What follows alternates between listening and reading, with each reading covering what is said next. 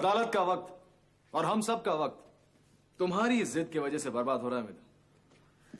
किसी बेगुनाह को सजा ना हो जाए, ये कानून निभाने के लिए अदालत भी वक्त की कोई बंदिश नहीं रखता। उस गुनहगार को बेगुनाह साबित करने में तुम्हारा कानून भी हार चुका है।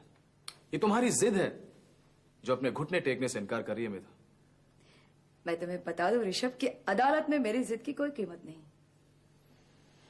बल्कि आज अदालत ये मानने को तैयार नहीं कि करण मुजरिम है।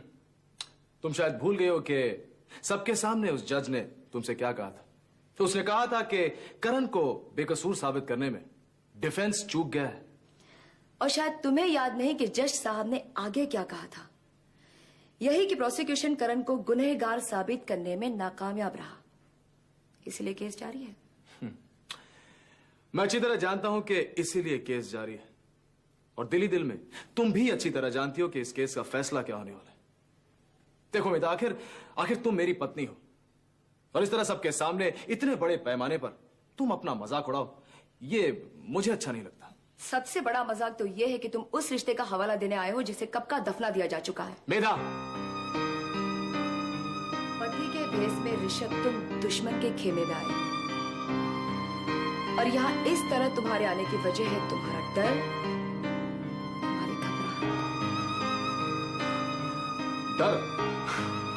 घबराहट, माय फुट।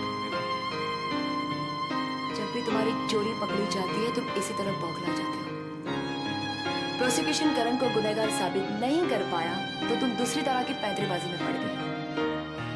तुम मुझे निराश करके चाहते हो कि केस बंद हो जाए।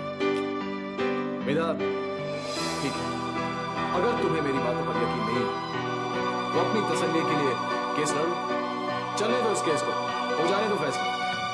करण का जो अंजाम होगा, मैं देखता हूं कि वो अंजाम तुम कितने दिनों तक टाल पाते।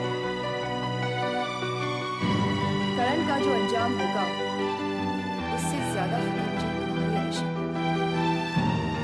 कल को अगर मैं ये केस जीत गई तो क्या साबित होगा? मिस्टर केशव मल्होत्रा की मल्होत्रा इंडस्ट्रीज के सबसे बड़े गद्दार को तुम सपोर्ट कर रहे थे। बड़े बड़े अंधे देखे हैं मैंने ऋषभ, लेकिन तुम्हारे जैसा अंधा